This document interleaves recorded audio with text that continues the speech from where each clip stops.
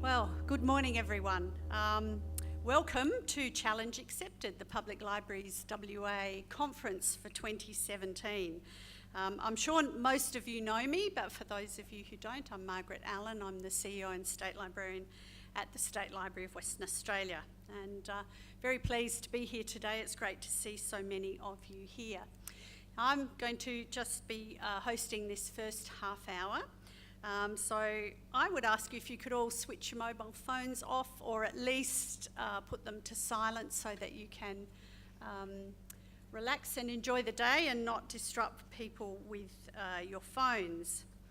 And I'd also like to let you know that the conference today is being recorded, and that's thanks to the support of Belinda Publishing. So now we're going to have a welcome to country, and it's my great pleasure to introduce you to Cuimermara Taylor and Mick, who's on the didgeridoo, and they're going to perform a welcome to country. Thanks, Ben. Yeah. Thank you, Margaret. I'll now introduce you to the Noongar Wajaka Barna, the Wajak and the Noongar and the Yuwat people.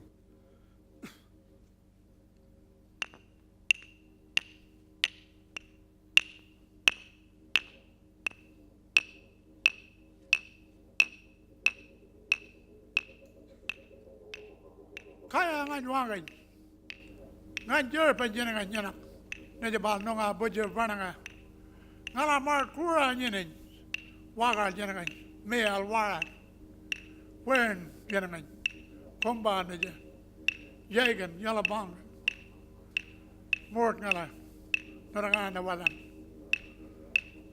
jimba naja, wajbala kep nganin, noach weranga. Wagar meal jenengan, double yurigan. As I welcome you onto the Noongar and Wajak dreaming track of the double yurigan, that river there. For thousands of years, that river, I'm 38 years of age, 78, that's been part of our culture, religion and spirituality. My father took me there as a boy and told me, when I was that high, he said, Kolanga, did you wagar jenengan? You always show respect and throw sand in that water, like our ancestors, our tribal people done for thousands of years. And you know, I was reading in that Captain Cook history, they done that to him when he got up there to Koori people in New South Wales and Queensland.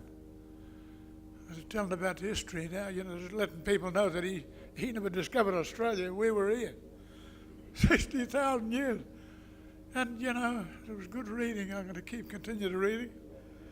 Which means I found an old diary like that going back that many years, 70. But yeah, that's part of our culture, religion, and spirituality, that water, that river. When I was a boy, grandmother used to say, Kolanga, Karlbarngan, Donangana Wadan. Make a fire and we'll call in the spirits. And you could hear the sticks cracking all around, birds flapping there from the trees, you know. And I'm talking about 1940s when I was a boy. So, you know, and we were under the Native Protection Board then. We couldn't go anywhere. I was taken to Moore River Government Settlement. Terrible time there. I run away. Locked up in a dormitory, bars all around, toilet bucket in the middle. I could hear the kids crying for home. This is just before the war. So, I can forgive, but I can never forget. And at 78, I'll continue to do these welcomes. I was telling Soraya, Richard Wally's my nephew, Michael here. We're all one big family. So, the library should have more books about Aboriginal people in too. I've just finished writing a book about Rottnest Island, and I sold one to Margaret before the launch. So if you want one, just talk to Margaret and she'll contact me. And it's all about what happened at Wadyamup, Rottnest Island, and why you read that. That's the reason why that's why we want a treaty and this reconciliation. It's all about those people in that book that wasn't locked up for stealing sheep or flour, and that they were starving. Their land was fenced off, and they just went in, did what they had to do just to survive, and they were jailed for it. So, I was thinking about them. I go out there, but I don't go out there for pleasure. I go out there to tell students what happened there, So, all right, ladies and gentlemen, thank you for inviting me, Margaret and Soraya. I've got to head to a funeral soon. We have never-ending funerals amongst my people. Young man. Very sad. Thank you, everyone. God bless you all.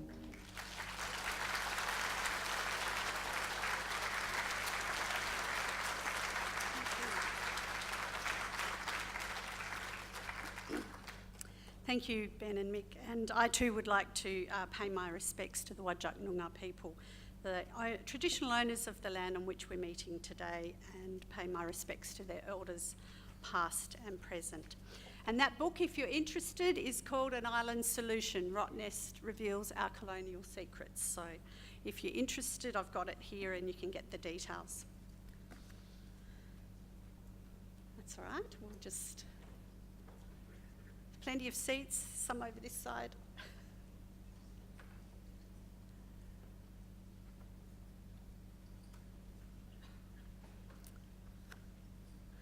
So now I'd like to invite Duncan Ord, Director General, newly appointed Director General of the Department of Local Government, Sport and Cultural Industries, to officially open the conference this morning. Welcome, Duncan.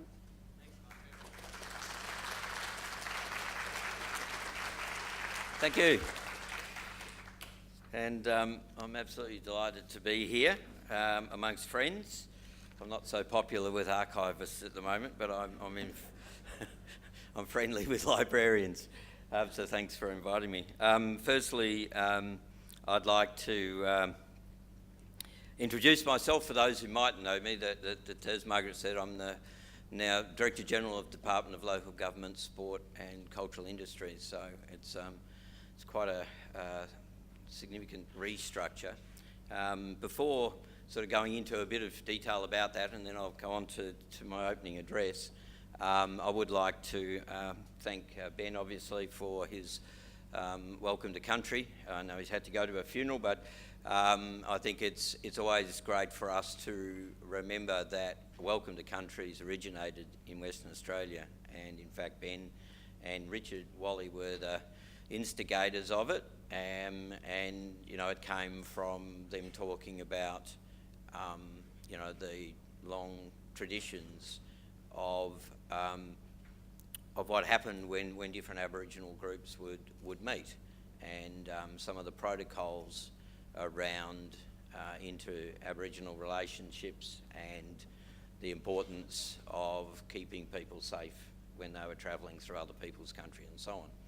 And it was such a great gift, really, and I think it's been profound from my experience in changing a lot of community attitudes. Maybe sometimes the first time that many people in the community had really got to engage with some Aboriginal stories about Western Australia has come through the stories that have been incorporated now in Welcome to Country addresses, and it's evolving, all the time into different nuances and different ways of expression.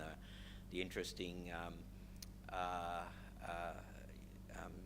use of the didgeridoo and various Whadjuk people or Noongar people saying, well, didgeridoo is a northern instrument, so we're going to bring back some of our traditions to do with how we would sing songs and what stories we would tell and so on.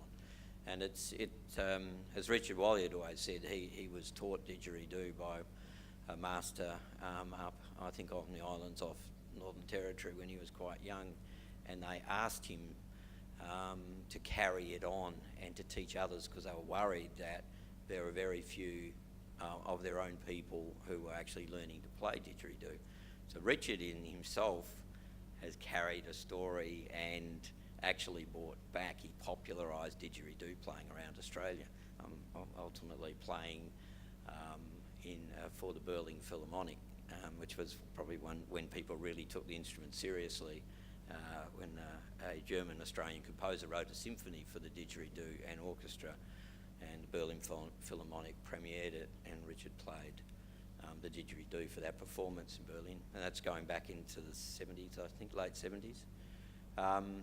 So these are really interesting things. I suppose for me, I love stories. That's why I love libraries, and I love people that tell stories and write stories, and I try to use stories in my job. In fact, I think the most powerful thing you can be is a storyteller in government. I'm trying to work out what the story of this government is, but I try to turn so I read the policies and I think, well, what's the story actually? What's the story I can tell to do that? So stories are really powerful things. So it is fantastic. Very sad that Ben's had to go to a funeral, as we know that is still a process of grieving for lots of Aboriginal people. The early deaths of so many Aboriginal people. So we all have our work to do to continue to deal with that intergenerational trauma that underpins so much of this. And I know libraries are contributing a lot to reconciliation and generally in bringing forward in the public consciousness some of the challenges before us. So I'd like to acknowledge elders past and present and pay my respects to that culture. I'd also like to welcome Deborah Summers, the President of Libraries WA and Manager of Library Services, City of Swan. Margaret Allen, of course, Chief Executive Officer, State Librarian. And I'd like to acknowledge the fantastic win of Better Beginnings, winning an international award. I think, again, a great accolade for the West Australian library system to be acknowledged at the very top of library practice. So congratulations, Margaret and your team, and everyone who's participated in the program, because I know it's one of those things that's delivered across the state by many of you probably here today. Conference speakers, session chairs, and ladies and gentlemen. So it's never been more important for people to be open to new knowledge and ideas to enable the provision of the highest quality library services to the people of Western Australia. Events such as this provide opportunities to stimulate new ideas and thinking to ensure that public libraries remain relevant at the heart of their communities and well utilise cultural institutions. A key challenge faced by libraries and librarians today is to embrace rapid innovation in technology, literacy and learning to meet community needs and expectations. And electronic resources are of equal importance to our customers today as print and other formats have always been.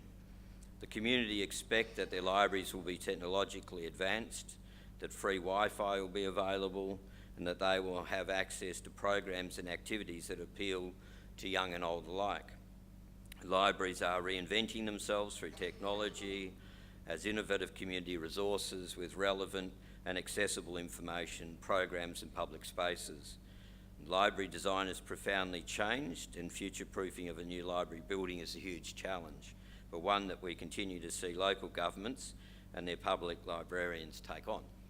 And I have to say that from my visits to a range of libraries, some of the new library developments are truly exceptional community spaces, unimaginable from my childhood of libraries, and for the better. I think just seeing the melding of intergenerations. So young people are excited and going to modern library spaces, as are people who are undertaking what I'll soon be doing, which is the third life of freedom from the tyranny of day-to-day work and being able to explore all those other things you want to do while you're on this planet.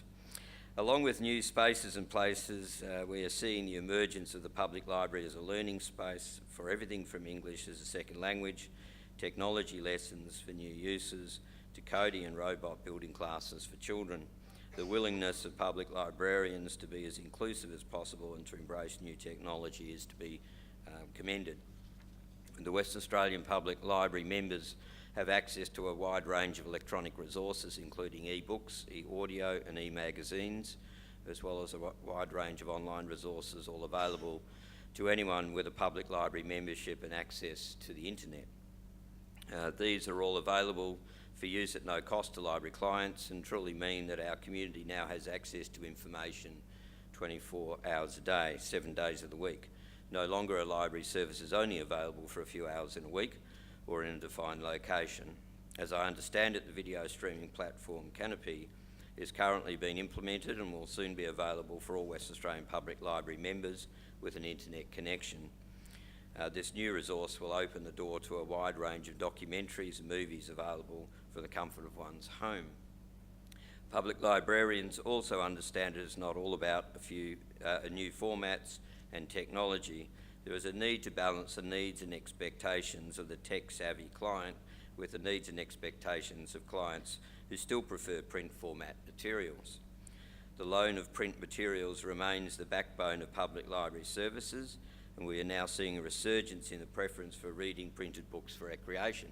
I have to say that that's been my journey. My family very kindly, when I was about to head overseas on holiday, gave me an electronic book. I won't name the brand, but and I very excitedly went, well, that's great. That's how I'm going to read books in future. And then I realised the maze of trying to find quality books when it's all been sent to you what they think you want to read. And I didn't actually, I'm a fairly eclectic reader, so I didn't like having to wade through all these things because I happened to have read some trashy novel once and now been punished with it for the rest of my life. So in the end, I got overwhelmed with it, and I also did find that, because I'm a night reader, the light issue did affect me, so the Kindle got banished to the bottom of the cupboard, and the books are on the side table back, and I'm back in bookshops buying books as I did before the revolution took place. That said, I'm sure next time I do travel overseas, I'll get poor old Kindle out and reboot them, and it'll be great to have some books on the system. So hopefully one can be ambidextrous in this space and still love books and buy the print materials. It is unique, and I do see young children love books. There must be something innate in our human experience that we love books. I think it's just hardwired into the DNA. The death of the print books looks to have been called too soon. Given I fund more publishing than any other state in Australia, I think I'm pretty pleased to hear that as well. Once again, librarians are faced with the challenge of predicting and fulfilling what the community expects from library services now and in the future. An historic and ongoing cornerstone of the public value of libraries is found in literacy and learning provision. Improved literacy levels build the social capital of communities, leading to greater participation in employment and social discourse and community resilience. Literacy is the ability to read, write and interact across a range of platforms, tools and media, from reading the latest thriller to cooking a new recipe to checking status updates on Facebook or posting to Instagram. Improved literacy can contribute to economic growth, reduce poverty, reduce crime, promote democracy, increase civic engagement, improve health outcomes, and confer numerous personal benefits such as increased self-esteem, confidence and empowerment. And recently, the State Library of Western Australia released its 10-year literacy strategy aimed at delivering on the promise that all Western Australians have the literacy they need for living and learning. The strategy, titled Literacy Matters, was developed in consultation with key players in Western Australia's literacy landscape, including Public Libraries WA, the State Library, Public Libraries WA.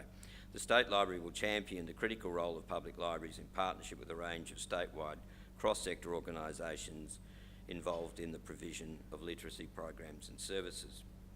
I'm really delighted to the continuing support of Rio Tinto in support of Better Beginnings as an example that the importance of literacy can be championed by all in our community, not just government and schools and so on, but also through the corporate world, who benefit enormously from an improved literate workforce. Public libraries have the ability to make a great difference in this area, playing a critical role in reaching out to their communities and promoting the importance of literacy. One aspect of libraries' responsibility to early literacy development is to be the active connector between birth and school. Libraries play a pivotal role in supporting parents to engage with their children's early literacy development before formal education begins. Public libraries, through their delivery of the State Library's Better Beginnings reading packs, baby rhyme time and story time sessions, are working to improve literacy outcomes and parents' confidence in reading to their children. Learning does not end with a person's exit from childhood or start and end with the formal education system. Learning is a lifelong pursuit, and public libraries can and do make a major contribution. Better Beginnings has again been recognised internationally as an exemplary literacy program by the Library of Congress in their annual Literacy Awards, being named as honoree for the evidence-based approach adopted by the State Library through its ongoing evaluation of Better Beginnings conducted by Edith Cowan University. A recent social return on investment analysis revealed that for every $1 invested in the program, there is a $5.64 return in social value. State Library and their public library partners are to be congratulated on this award as a recognition of the rigour in which the program has been evaluated, and more importantly, the difference the program is making to the lives of families across the state. And the good news continued with Culture and Arts Minister David Templeman recently announced that state government funding has been secured to continue with Better Beginnings. Public libraries of today have an incredible opportunity to make their communities better. Library clients range from cradle to grave. Whilst providing services across that range can be challenging, it is something that libraries have always embraced as their role. And public libraries have been rich repositories of books for all ages and interests, and inventive providers of activities that engage all the family, as well as keepers of items in formats for those in the community that may need alternatives to regular print materials. As technology advances, libraries provide an important community resource for assisting people to access technology and learn how to use it. Libraries will continue to play an important role across people's lives. We're currently seeing a movement towards libraries being creation spaces rather than simply about the consumption of books. And working together, we must continue to embrace the challenges faced by differing expectations from our communities to ensure that our library services remain relevant in the future. And this was very evident when the Premier held his Creative Industries Forum, which was 2 weeks ago. And I attended that forum with a number of people from across the broad range of creative industries, which includes architecture and design, the advertising sector, the creative arts sector, filmmakers, and so on. And one of the strong push from the new technology people was for make it spaces, and particularly because the XY generation, particularly Y generation, are much more sort of entrepreneurially aware. They look at the horizon and they actually don't see companies and corporations that do what they're working on. We're almost, the business world is not structured in the way the technology world is. They're more connected to people and other creatives in other countries often than they are in the people in their own neighbourhood. But they see the opportunity for make it spaces where you can have inside those business people, even venture capital people, places where they can do these quick elevator pitches on their ideas and so on. So monetarising, in a world where technology is charging ahead so fast, monetarising original creative thinking quickly is as important as having the thoughts. So if you have to go through a long protracted period before you finally get to someone who might be interested in your idea, then it's too late. Someone else has already beaten you to it. So that was a challenge put to us, and I could see immediately that there was scope within the library system, and particularly with the State Library, to embrace some of that and see what we could do to create more make-it spaces in Western Australia for the emerging creative tech sector. As we embrace these challenges, there is a need for fundamental and strategic change to public library services to meet the needs and expectations of Western Australia's diverse community. Technology, changing employment patterns, shifts in the economic landscape, and the ageing population will represent significant influences to which libraries must respond. Research completed by a Public Libraries Working Group last year, together with WALGA's Vision 2025, supports the need for a strategic approach to the development of library services in Western Australia. The research highlighted potential opportunities for public libraries in the future and identifies the key areas that can be addressed over the coming years in order to deliver a more sustainable library service for the future. Based on this research and feedback from a forum that public libraries attended in January 2017, the Department of Local Government, Sport and Cultural Industries is finishing a public library strategy document and background paper prepared by the Public Libraries Working Group for consideration, discussion and comment from local government and public libraries. The strategy looks at the 5 areas identified with reform that we announced sort of pre the last election: governance, including a review of the Library Board of Western Australia Act, a new model to support public library service delivery in Western Australia, including how state government investment in public libraries is used, a new model to support regional and remote public library services, the development of a statewide single access card system, and the adoption of contemporary standards and guidelines for public libraries, measurement and demonstration of public value of public libraries. We hopefully will be releasing this very shortly. It's the working group's just having its final read of it before we put it to the Minister for public release, so hopefully very soon. We'll be very keen for you to be active in your engagement with it, as we're doing the difficult task of trying to shift an agenda that we've got previous government across the line on, and get the new government as excited as we were about the potential for evolution and revolution in library services.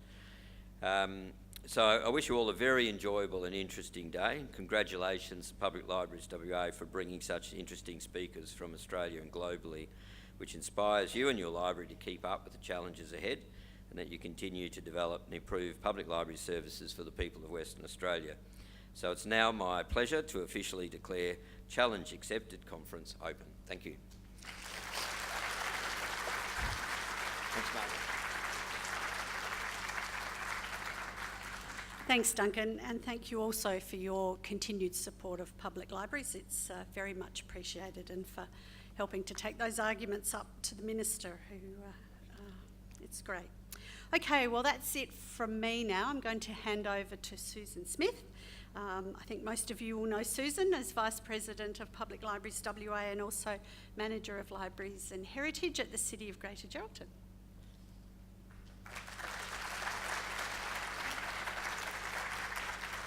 Thank you, Margaret, and thank you so much, Duncan, too. For those of you who arrived late, can I just remind you to check your phones, please, that they're turned to silent or off, and also that the session is being recorded today, so there'll be time for questions after the presentation, but if you could wait for our willing helpers with their roving microphones, we'd really appreciate that. We're very, very grateful for the sponsors of the conference, and today's session has been sponsored by Civica, and it's my great pleasure to invite Mark Hodgson, Sales Manager for Civica, to come and tell us a little bit about Civica's products and services. Please welcome Mark.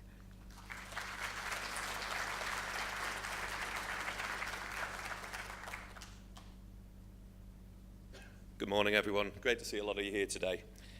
Just a very quick introduction from me. I was told I had from 9:28 till 9:30. I think it's 9:29, so I'm going to have to be very, very quick here. Thanks for the opportunity to be here. Thanks for the invitation. I think on behalf of all the exhibitors, thanks for the invitation to be here. I think it's the first time you've had exhibitors here, so I hope we've added something to your conference this time around.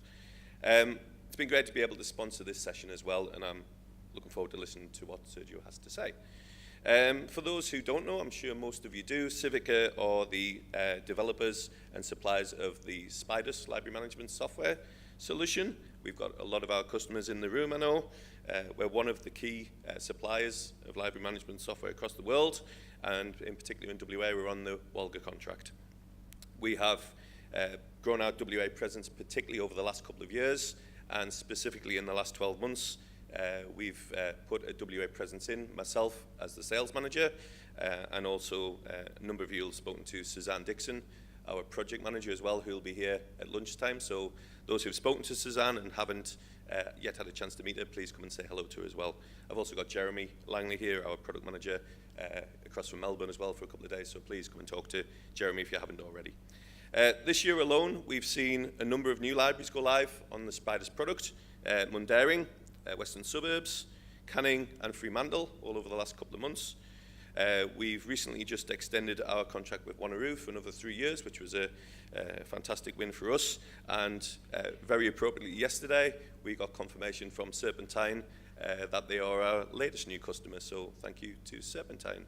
And I can see Lisa right in front of me, just giving me a nod.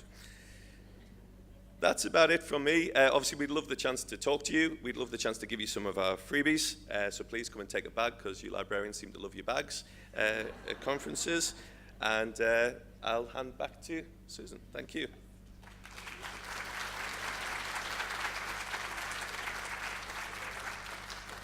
Thank you, Mark. So today's session is entitled Today's Library, Adapting, Surviving and Developing the Idea Store Way, and it's being presented by Sergio Doliani, who moved from Italy to Great Britain in 1984. His background is in adult education, having taught in various London institutions and managed languages, ICT and humanities departments. His experience in learning provision and his lifelong love of books and libraries led to his appointment as the manager of the first Idea Store in 2002, and then to his current position in the senior management team as Deputy Head of Idea Store.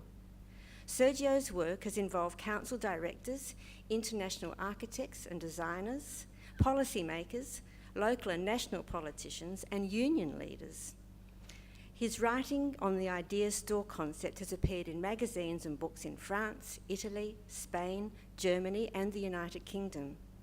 Sergio regularly talks at international conferences and is a spokesperson for Idea Store on TV and radio programs. He lives in Hackney, East London, with his wife Emma, who's a soprano, and 3 children, Zaki, Isabella and Rocco, and they're all Idea Store's members.